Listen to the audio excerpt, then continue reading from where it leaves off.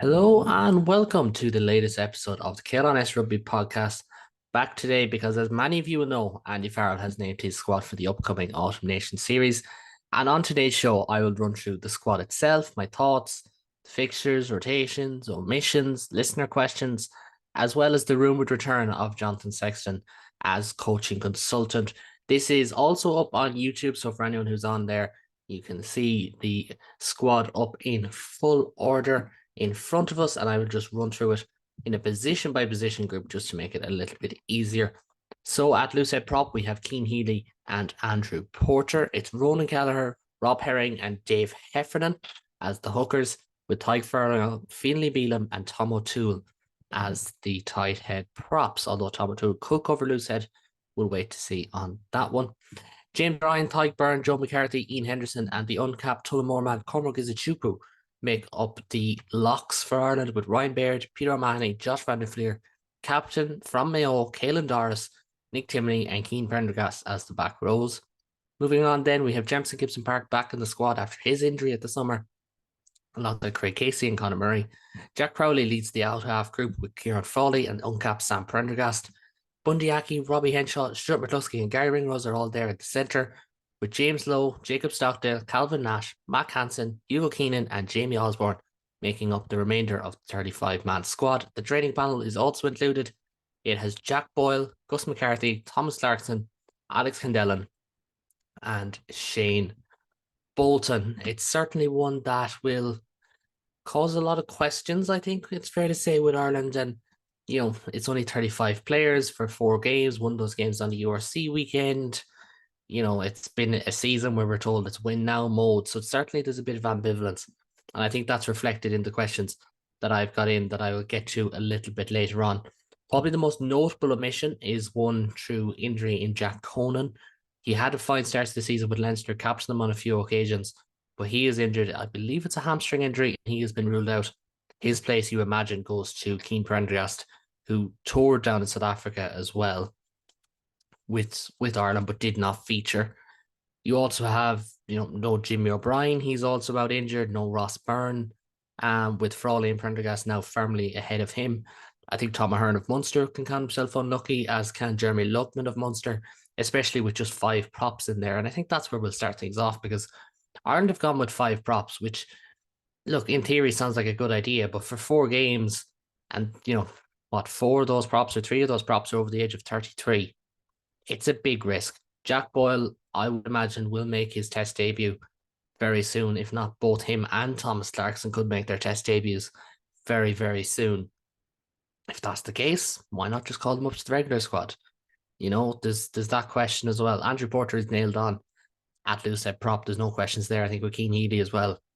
I find it hard to find many people who begrudge him, especially with him chasing the caps record for Ireland. You've got Ronan Kelleher back fit again, but along with Rob Herring and Dave Heffernan in the hookers positions. But I might just touch on tight head prop, because it's Finlay Bealham, Tom O'Toole, and Tyke Furlong. Now, Ollie Yeager's injured. Thomas Clarkson is among the training panel. Scott Wilson, not named after not really featuring on the Emerging Ireland Tour, something I found very, very strange, if I'm being honest. Furlong will probably start 3 games here. Maybe 2, potentially, with Bealham and O'Toole getting a start each. But more than likely, Tyke Furlong will start all, or 3, if not all 4 games, potentially. You don't know. It's an interesting one, though, because, we were told Tom O'Toole's moving to loosehead, then he's not moving, and now, you've got Furlong and Bealham, 34 and 33 respectively, or 33 and 33. Can't remember exactly. And O'Toole, and no more than the loosehead side, ultimately, the reason why I have massive reservations about Ireland, I said this pre-summer tour, I said this during the summer tour, is, I'm not sure where Ireland's front row stands up at the moment. Porter, Kelleher or Sheehan, and Furlong, world class. 4 world class operators right there. But you have to keep Andrew Porter on the field for 70 minutes, it feels like, for Ireland to do well. Likewise, like Furlong. What we've seen in South Africa with the scrum being pushed back over their own line is, quite frankly, not good enough. And look, I'll give Cian Healy the benefit of the doubt a little bit more. on this one because again, like there's a question mark to be made if he is still a top two loose head in Ireland at the moment on current form, even for scrummaging. For Finlay Bealham, like at least for Keane Healy, he's the older guy alongside Andrew Porter, who's got a lot of years left. Bealham's the same age as Furlong. It's one that I just feel like if you're going to move on from players, and obviously Ireland have not done this at all in this squad because you still have Bealham, you still have Henderson, you still have O'Mahony, you still have Conor Murray, you still have Aki and McCluskey in there. Yeah, still have James Lowe. It's obviously something Ireland didn't look to do, but I would prefer to see an uncapped player like Scott Wilson, who was my choice. If that's Tom Clarkson, fair enough. Along with O'Toole and Furlong ahead of Bealham. I just feel like, look, 33, had your ass handed to you on the last tour. The gap between you and Furlong is only getting bigger. And this isn't personal against Finlay Bealham. He's done some great stuff for Ireland, but I just feel like now was the time. Now is the time to look at someone else. And quite frankly, you could spin this as a pro Andy Farrell thing. Like, oh, look at how much good work he's done here because he handed a player another chance in green and didn't just cut him adrift. Like plenty of props have been cut adrift. Senior props when they start losing scrums at that level that Ireland were the last time out, a lot of them get cut adrift very easily. Hooker is also very interesting, as I mentioned. Ronan Kelleher, Rob Herring, Dave Heffernan there. Kelleher is injured. We don't know when he's back. Rob Herring expected to play for Ulster on Saturday night. Dave Heffernan is the most in form of the three. Again, there's a case to be made. Rob Herring is 34 years of age. He's been brilliant for Ireland. He's been brilliant for Ulster. I'm not doubting that. But there is just that question mark then again about age and moving on. Granted, no Dan Sheehan there. Gus McCarthy is among the reserves or the training panel, as I should call them. So not as much of a sticky issue. I think that one's just injury related more than anything. And Ronan Kelleher, look, I would like to see Ronan Kelleher get a run of starts for Ireland. He hasn't really been able to do that. Injuries has been a big thing for him. Hopefully he gets it, but it's really hard to say. Moving on then to the second row, and we have James Ryan, Tyke Byrne, Joe McCarthy, Ian Henderson, uncapped Cormac Izuchukwu, and I suppose you could squeeze in Ryan Baird there, although it looks like Ryan Baird's future will be on the blind side flank. I think we all know it's Tyke Byrne plus one, but it's realistically Tyke Byrne plus Joe McCarthy to start for Ireland there. If James Ryan gets a start, I think he will. I think he'll get at least one, if not two starts. Ian Henderson will probably get a start as well. The interesting one, though, is Cormac Izuchukwu because he's an uncapped player. Personally, I think all of his best stuff for Ulster comes on the right side flank. Is he looked at as a backup to Ryan Baird? If that's the case, could he have got in maybe ahead of Ian Prendergast, for example, or maybe Nick Timoney, for example? The back row very competitive because I still think, Alex Candellin fully deserving his place on the training panel. Although again, I think it should be full panel. That's beside the point. But because he had a great emerging Ireland tour, like he was fantastic for emerging Ireland, and he's probably the closest role fit to what Josh van der Fleer does in the entirety of Ireland. So that makes sense. But I think Dave McCann can really count himself unlucky. I think Tom Ahern can count himself unlucky that he just came back maybe a week or two too late, potentially. And potentially Harry Sheridan, because look, if Cormac Izuchukwu is the man they look at in the second row, you do look at someone like Sheridan and think maybe he could be that more powerful option at lock because right now with Ryan, with Byrne, with Henderson at his age at the moment, although he's still a powerful second row, with Izuchukwu, with Baird, it is quite a light second row department. And then that feeds into, there has been set piece struggles for Ireland. Does that factor in? Again, we've got brilliant starting props, but it's just where the questions creep in. Baird, O'Mahony, Van der Fleer, Doris, Timoney, Prendergast.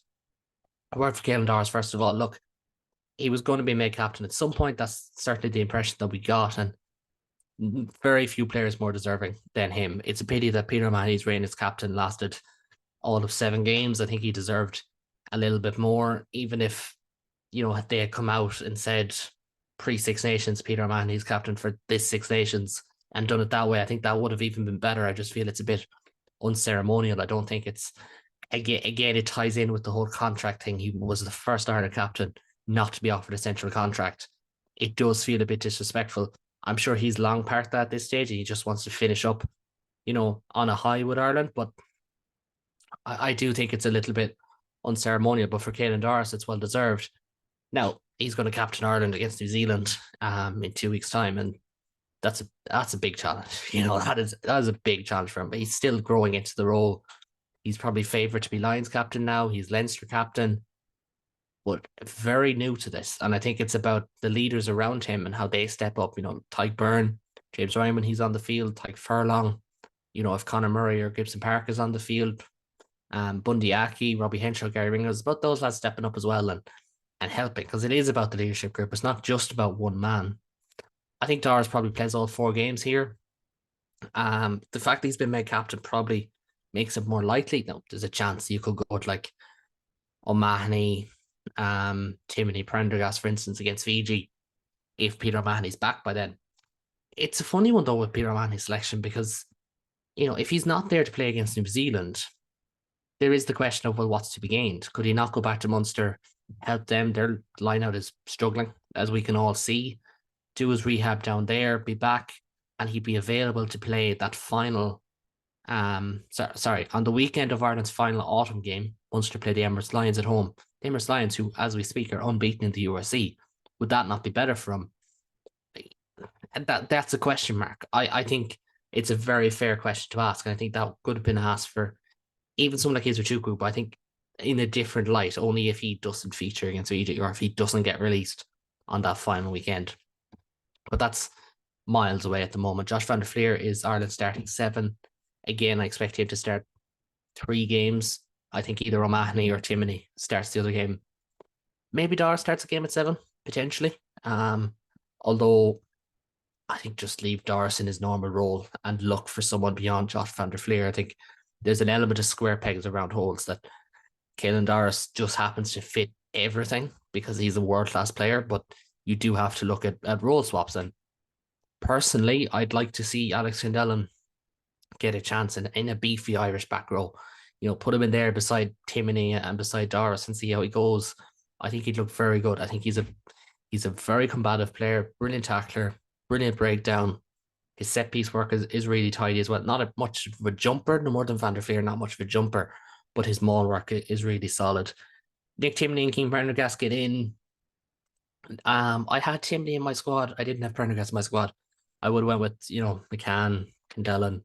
Obviously Jack Conan was touch and go, so there was that too. Look, it's nothing against him. I just think, what's his role swap? Who does he get in ahead of? Would I have liked to see someone else getting a run? I would have liked to see someone like David McCann get a run, for instance. But look, Prendergast's in there ahead of the likes of Max Deegan, ahead of the likes of Dave McCann as well. He is highly thought of by Ireland. There's no doubt about that. Should be interesting to see how he goes. Moving on to the backs, then it picks itself. Gibson Park, Casey, Murray. I think that's the pecking order it'll be for now. I would like to see one of Casey or Murray released to Munster on either end, one to play the All Blacks and one to play the Emirates Lions. Because Munster, look, the step down behind Casey and Murray is quite steep, especially when Ethan Coughlin's fresh out of the academy and Paddy Patterson's fresh out of a long-term injury. Gibson Park is Ireland's man. He's Ireland's starter. He is Ireland's heartbeat. I don't put him on a Dupont level because Antoine Dupont is Antoine Dupont. He's one of the greatest players I've ever seen. But he is as integral to Ireland as any other player is in Test rugby for their team. And where it gets interesting is, obviously there's interest in, do they kind of double down on Casey? Craig Casey's in great form. Is it worth a look at? Should they have picked a fourth player, be it Ben Murphy, be it Matthew Devine, be it Fintan Gunn, whoever? I think there's a case to be made there. I'm surprised there isn't a scrum half in the training panel, but I still think the gap between these 3 and the rest is quite large. And that's normal because they're all more experienced. They're all more polished players at this stage. You won't find too many 24-year-olds who are extremely polished at pro level or at test level. Moving into half back then, into out half then, we've got Jack Crowley, Kieran Crowley, Sam Prendergast. Name value alone, unbelievable quality. form alone, probably Ireland's weakest position group. And that's not taking a slide at them. Like, look, Jack Crowley won Ireland the Six Nations with his unbelievable play. Kieran Frawley won Ireland a test game down South Africa with his unbelievable drop goal. Sam Prendergast has an unbelievable future ahead of him. But Jack Crowley has struggled since he came back this season. Kieran Frawley has been good. But, I think I've said this on the United Review on pod. I think he's been good, but Gibson Park has been great. And like playing alongside a great nine is a luxury that he's been afforded. Sam Prendergast probably just got too many minutes in that emerging Ireland tour. He was trying to force it. I think he was. I'm not going to say it's poor man management because obviously they know the guy better than I do. They know what they want more than I would, for example. But I think it's certainly one that's, he. I'm not going to say he didn't do himself any favors because he's a very good young player. There's a lot of talent there, but he just got too many minutes, I feel like. So form wise, there's a lot of question marks. I think the best thing Ireland can do here is stick with Jack Crowley, give him 3 test starts. Um, you know, maybe give Frawley Prendergast the run against Fiji and have Jack back in for Australia. I don't know. The reason I say this is Ireland have invested a lot of capital in Jack Crowley now, but not a huge amount either at the same time. And the reason I put it that way is, look, he won Ireland the Six Nations. He was unbelievable in the Six Nations. Like for a young kid, he's not in great form at the moment. You drop him now, what does that say? Because other players have dropped off in form and gotten back in. Like, and I'm not going to name names, but we've seen it in the pack, we've seen it in the back line, we've seen it in loads of positions. I think 10 is position. Just give them as many minutes as possible. And as well as that, Jack Crowley, Munster's pack has struggled in the games that Jack Crowley has played. Now you have, Doris, you've got Tyke Byrne alongside McCarthy, which I think is more of a compliment to him than other players. You got Furlong, you got Porter. Give him that New Zealand game, and he mightn't play his best stuff, but just back him because it's a position where you just back the guy. You don't chop and change. I don't think, and I'm not saying that Ireland should never chop and change at 10. I'm not saying that, but I don't think with young guys you chop and change. Sexton is probably the anomaly when he was, when he was breaking through with a chop and change, but he's battle hard. You see what it does to lots of French 10s, for example, like Jalibert and other guys like that. You see what's done to Marcus Smith. They don't get confidence and enough minutes in the jersey to grow and to become a test 10. So just give them these games. Start Kieran Frawley and won them. Potentially Australia. Potentially. Maybe give Jack Crowley, the first 2 games to start or the first 3 games to start and have Sam Prendergast on the bench or whatever for Fiji and maybe start Frawley against Australia. I don't know, whatever way you want to do it. But it's certainly, he'd be in the bracket where I'd be giving him 3 starts. On in these games. As well as that, like Ireland centres are pretty strong as well. So I think he'll do just fine. It's just about giving him that platform to hit his straps again. Coming off a long season last year as well, where Munster did kind of fade away towards the end of it. It's Bundy, it's Robbie, it's Stewart, it's Gary in the centres for Ireland. For ages, it felt like we'd never get all 4 of them fit at the same time. Now it feels like they're in every squad, and it's more of a luxury to Ireland. They are 4 unbelievable. They are 4 unbelievable centres for Ireland. In terms of selection, I think it's still Bundy Aki alongside Gary Ringrose. I think maybe Ringrose gets 3 or 4 starts in this. I think realistically, no one gets 4 starts of the centres. There's a chance that Jamie Osborne gets a run at centre. There's a chance that Shane Bolton gets a run at centre in that outside centre role, because I find it hard to see how he progresses as a power winger, but we'll get there in a minute. But this is just, it's an embarrassment of riches. Whoever Ireland play, Bundy is world class. Bundy is, in my opinion, Ireland's best ever 12. I'd probably have Robbie Henshaw right behind him. Stuart McCluskey, probably Ireland's most underrated player in the last whatever amount of years. He has everything. And then Gary Ringrose is Ireland's number 113. He again has everything. He does everything very, very well. Not much to say there. Lowe, Stockdale, Nash, Hansen, starting the right wing. I think Mac Hansen will get his jersey back. I don't think Calvin Nash is at his best. Again, in a Munster team that, yes, they have struggled, but I don't think their attack has struggled to the level where you can look at Calvin Nash and say, oh, I'll allow it a bit more because, look, Mike Haley's played well, Shane Daly's played well. Even Sean O'Brien had a good 2 outings on the wing. So it's disappointing for Calvin. He'll bounce back. I definitely give him 2 starts, maybe Fiji and Argentina, for instance. Love to see Mac at 15, for example. But again, it's hard to give, unless you pre-plan these things, and that can be risky. It's hard to divide up the minutes. Mac is Mac. He hasn't been his very best since he came back, but there was moments against Munster, having been there and kind of followed him around the park, and there was moments against the Sharks and against the Scarlets where he just looked comfortable and he looked like he was, finding that groove. And New Zealand's going to be a big test for him, no doubt about that, because obviously he hasn't played against a quality back three yet. I think it's fair to say Connacht have had a fairly nice run of fixtures, and when they didn't, it was Leinster, and Mac didn't play that one. So big test for whoever's on that wing. James Lowe and Jacob Stockdale on the left wing. And I would be going with 2 starts for James Lowe, 2 starts for Jacob Stockdale. Because in my opinion, I don't do clips. This will not be clipped up, but I'm saying it now. Jacob Stockdale is the form winger in Ireland. He kicking is good. His passing, his offloading game, his ball carrying. He's got a couple of tries. He's got a smile on his face. Love it. Love it. Great to see Jacob Stockdale back. James Lowe has been really good for Leinster. Again, he's one of the older players in a position where, there's almost a grain or a pinch of salt with age, because some wingers down, you never know. It's almost like prop, but in a very different body shape. So I'd be probably giving Jacob the Argentina game and the Fiji game. Give James Lowe a rest. Get him back in for Australia.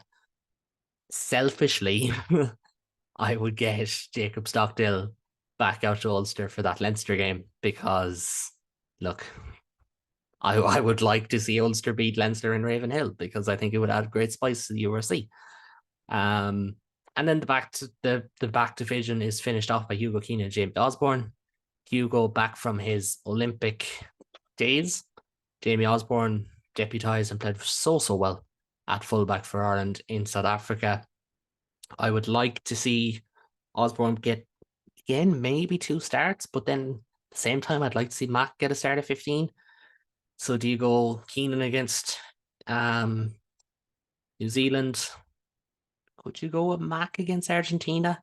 Mac, Calvin, Stockdale back 3 against Argentina sounds exciting. Osborne against Fiji, along with, I don't know, Mac and Jacob.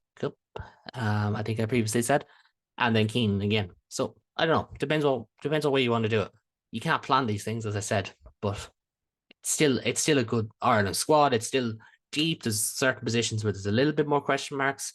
Again, I've mentioned I'm half. I think the selection around second row and back row, not the way I'd have gone, but I understand it.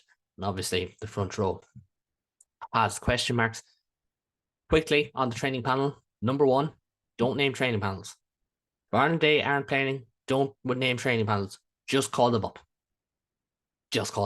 All right, that's my pet peeve. Jack Boyle, he will probably get 50 caps for Ireland. Like, if he can sort out his scrummaging, he'll probably get 50 caps for Ireland. He's an unbelievable talent. Gus McCarthy feels like it's the exact same way. Like, he's one of the best players we've seen in under 20s in that brilliant under 20 team of 2023. Tom Clarkson, I like. I just, look, Tom Clarkson, Scott Wilson, there's not a lot between the two of them. I prefer Scott Wilson.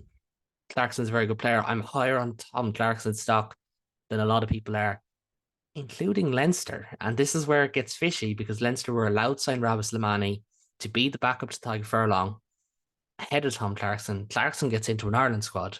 Ulster, with Marty Moore retiring, signed 2 guys out of the championship. Rich getting richer, potentially. And I'm not attacking Leinster. That decision is entirely on one man. It's the man who sunned himself down in Australia, the former performance director. Enough about that, though. I've been delighted from I think Alex brings great leadership qualities. I think he's a great guy to have, in the trenches with you. He's dogged. He's a dogged seven. People talk about his size, like he's bigger than Josh van der Fleer. His size is not an issue. The only thing I think you can say about Alex Ellen is where's his ball carrying at? It's not his biggest strength, but he's still, quite effective in one-on-one collisions. Probably better than say, John Hodnett, also at Munster. Whereas his tackling is immense, and his line-out work. He's not really a line-out specialist, but neither is Josh van der Fleer. I feel like Ireland are okay with that, even if the line-out hasn't been hectic. Shane Bolton, finally. Look, I'm a big Shane Bolton fan. I didn't have him in my Ireland squad coming into this.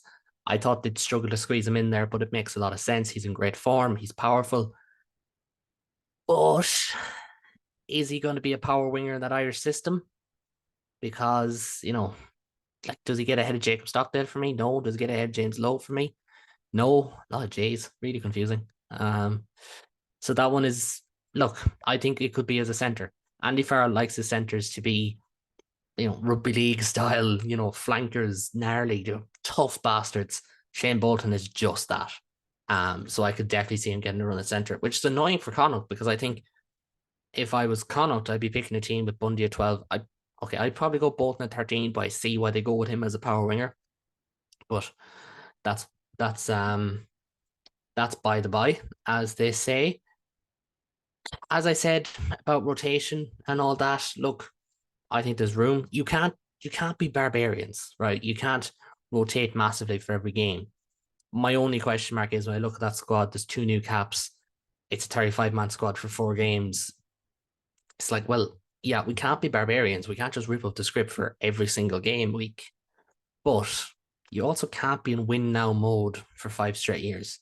2019 was, 2020 less so, but still Ireland, they were a good second half away from winning the Six Nations. It's not like they threw everything out. 2021 was just a bad year. We can say that now safely. 2022 definitely in win now mode. Was not looking at experimentation. 2023 was similar. So eventually you're going to have to do it. Are they going to do it in the Six Nations against England and France at home? Or with trips to Murrayfield, Cardiff, and Rome? I don't think so. That's my reservation, I think Ireland need to expand the squad. I want to see, it's just off the top of my head, Jeremy Luckman, Jack Boyle, potentially even someone like Michael Mill, for example. I want to see a new hooker in there, be it a Jeremy Barron, be it a Gus McCarthy. It's not the most important position, though, and I'll move on. I want to see Jaeger. I want to see Scott Wilson. I want to see Clarkson. I want to see Harry Sheridan get capped. I want to see, look, I'm talking about in the next 3 years. I want to see Evan O'Halloran get capped. That lad is unbelievable. He's put on great size. I want to see Sean Adabo gets capped. I want to see Brian Gleeson get capped. I want to see, Dave McCann get a cap. I want to see, Sean Jansen. The list goes on and on and on. Like, expand the squad. And I thought this was a great chance. Argentina, they go like the wind. They could be brilliant in against Ireland and shock us and get their first win in Dublin. Or they could be the Argentina that we've seen take on South Africa the second time around that were awful. Australia are not a good team. New Zealand, I still firmly believe we are a better team than New Zealand, who fell short. And that's a nice way of putting it in a World Cup quarterfinal. I still think we're better than them. We will rotate against Fiji. So I want to see a bit of rotation. I want to see the squad tested, and not just tested against Portugal and Romania next summer, but get proper tests. Give these lads chances. Like Jack Crowley made his debut against Fiji, played against Australia a week later. It doesn't all have to be like that. It doesn't exactly all have to be like that. Or Calvin Ash's first start was against was against France in Marseille. I couldn't remember. It was at the start of the year. Like, it doesn't have to be all that, but Australia and Argentina at home in the autumn, they're like, you know what I mean? They're very winnable the games. So it is a little bit frustrating. Moving on. So we had the news of Johnny Sexton being approached to join Ireland in a mentorship role. I'm not going to share the article because it is embargoed, or sorry, on premium content. But that one for me, look, Do I agree with it? No. Do I see what Johnny Sexton could bring to any group? Yes, absolutely. My only reservation is like Johnny Sexton has done a grand total of zero known coaching hours. Yeah, sure, he was a coach, not a coach at Leinster and at Ireland. It's just a question mark for me. It's a big question mark for me. As much as I rate Johnny Sexton, he's a great player. Don't get me wrong. It's still a question mark. He brings an aura. He brings a persona. He brings a pressure. He's going to be someone that the likes of Kieran Frawley, Sam Prendergast, even older guys, even Gary Ringrose, Gibson Park, like they're going to look to Johnny. Maybe, maybe in a few years that would be the perfect move that Johnny goes into coaching with Ireland, and he's not doing it as much as say as a club coach would be, and maybe be perfect because he's got the rugby IQ. There's no doubt about that. But he's barely a year removed from his retirement, and kind of similar to, or kind of in contrast to Paul O'Connell, I should say. Sorry, Paul O'Connell was 7 years retired from Ireland when he went in. So the only players he'd have worked with would have been Ian Henderson, Cian Healy, Tyke Furlong in the Irish pack, maybe one or two more, and then Conor Murray, Johnny Sexton, Robbie Henshaw. That's pretty much it. That's the only ones he would have worked with, but and Keith Earls, of course, who I should mention. Like, it's very different. Sexton's basically going to the exact same squad, and as I said, it's a very similar squad to last year. So I would definitely have reservations about it. Again, like, I've nothing against Johnny. He is one of our best ever players, probably our best ever player. I just have reservations about a move like this. It's not, you can't sneak in there when you're Johnny Sexton. You can't just turn up one day and no one know. Like, it's different. So it's worth keeping an eye on. It looks like it's going to happen in kind of a couple of days a week type of thing. I'm just not a big fan of it. But we will move on because I have listener questions to get to. So I put out a call of arms, asking for listener questions to round off the show, and I'll get into those now. Firstly, Liam Mead asks, "What do you think of this new training panel? Seems like they're being extremely conservative rather than just capping players." I agree. As I said, I don't want to rant about it. But it's not something I agree with. Like, you're either bringing them in to be capped, or you're bringing them in there to look at the system. And look, Ireland play a wonderful system of rugby, and there's a reason why we don't have too many stars. We've got a lot of great players, and I think that's a very fair comparison about Ireland. But also, just bring them in. Like, it's no different. Just, you know what I mean? I just think it's unnecessary. And it is a conservative squad because it's not that much change from this time last year. Like, is there anyone who's a proper bolter compared to last year? Sam Prendergast, arguably, but there was cause for Sam Prendergast to be in Ireland's World Cup squad, or at least the extended squad. Cormac Izuchuku was probably the closest thing we have to a bolter, and he's what, 25, 26. Frawley was thereabouts. Crowley was on the World Cup squad. Like, Dave Heffernan's a little bit different. He won his last cap in 2022, so it's a little bit different.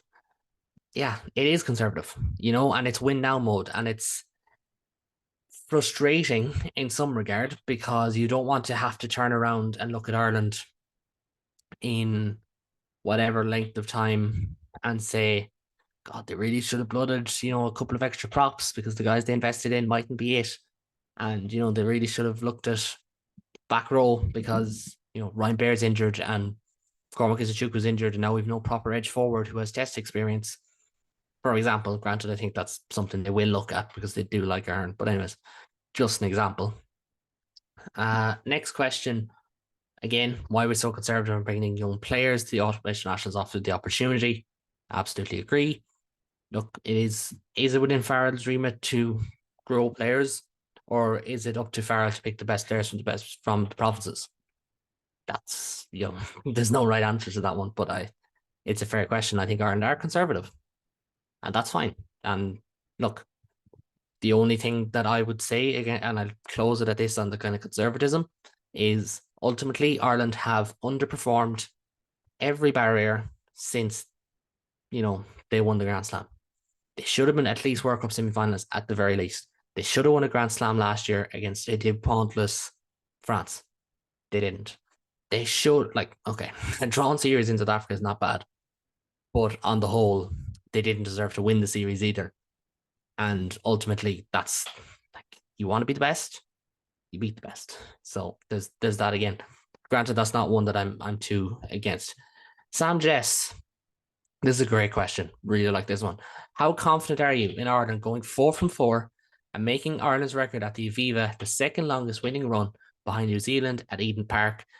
Their last loss was in 2021 against France, and it would overtake one of the other longest records, which is hilariously France at Murrayfield. Sorry to our Scottish listeners if they are out there, but I'd be confident. I think it's 3 wins or 4 for Ireland. I think anything less than 3 wins will be a disaster, essentially, because we don't lose home games, we don't lose autumn games, we don't lose to Argentina and Australia all that often in recent years. New Zealand will have a fire behind them because they had a poor rugby championship and they had a poor summer and they're under a lot of pressure. Razor's under pressure. Like Australia, New Zealand, Australia. Razor's not coaching Australia. Razor is coaching New Zealand. And for anyone who doesn't know, Razor is Scott Robertson. Anyways. So, yeah, they will be going for Ireland. But Ireland, that's a game where you are expecting Irish guys to go, well, fuck you. You beat us in the quarterfinal. We're going to beat the 7 shades of shite out of you. So hopefully they do. And hopefully Ireland do extend that winning run, which is, it is a weird type of fortress. It's not your, top 14 away ground type thing. It's not your Premier League atmosphere type thing. It's very muted, but Ireland are very, very good in Dublin. They are brilliant in Dublin. Shosefo Kneja, a lot of senior members of this squad either should have aged out or would be on the wrong side of 33, 34 at the next World Cup. So the question is, at what point do we start to look beyond them? I don't know. I think it's next year. I think they're looking at next summer when Farrell's gone. Maybe we hear an announcement. November tests are usually announced December, I think. So maybe we hear an announcement that Ireland are playing Fiji, Argentina, South Africa, and Samoa next year, and they'll really go at it for rotation next November. But it's hard to know. And it's definitely a decent question. Seamus Nolan, maybe more a contract expiry thing than a question. But at what point do we decide it's time for Cian Healy, Conor Murray, and Peter Manage right off into the sunset? I'll be honest. I want Cian Healy to leave as Ireland's record cap holder, so I am biased there. Conor Murray, he said he was very close to retiring, and Andy Farrell asked him to stay on. And then Peter O'Mahony, this is going to be his last year as well. So, look, I think the time for those to have stepped away would have been in the summer or in the Six Nations, as I said about Peter O'Mahony. Andy Farrell does not think so. So, what can be done?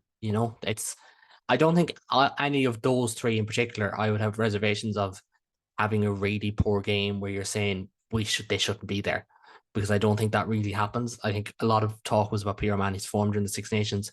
He wasn't at his best, but he was at his best against Scotland, and he reminded you it's still there. He's just, the legs are catching up to him. It's natural. Again, I'd like to see us rotate a bit more. Stephen O'Sullivan, with only 5 props named in the official squad, should we be worried about the lack of depth or bide our time till the summer and next autumn till the likes of Clarkson, Boyle, Mill, Wilson come on? Would have not been wise to try and get them in now. Definitely. Get them in. That is definitely what I'd have done, as I said. 5 props is low. Most will go with 6. Some countries will go with 7. France would probably go with 17 because they probably have 17, quality props. They even have Antoine Frisch and Josh Brennan in their squad at the moment, which is funny in some regard. I wish Josh Brennan the best. I wish Antoine Frisch the best. Definitely 2 lads who could have been Irish players. But yeah, no, definitely get them in. Like, Boyle will probably get a cap, probably ahead of time, I think many people would have said. But he has the talent. Scott Wilson has the talent. Clarkson and Milne are a bit older, granted, and I think there's a little bit of context there, and investing in a guy like that. But certainly they can do a job. And final question, how can Conor Murray, a bench player at Munster, justify his place ahead of younger in-form alternatives? That is Conor Murray, Ireland's most capped ever scrum half. So I'll leave it at that. Thank you very much to everyone for tuning in this evening. It has, as always, been great fun to do this podcast to talk about Ireland. If you do like what you see or hear, please do subscribe, because this podcast, this YouTube channel, wherever you're listening, wherever you're tuning in, will be your one-stop shop for all things Autumn Nation Series for Irish Rugby. Unrivaled, comprehensive coverage of all 4 of Ireland's games, as well as Munster's curtain raiser against New Zealand. And of course, heading into Six Nations and Women's Six Nations, we will have comprehensive coverage of those as well. But for now, and until next time, please do take it easy.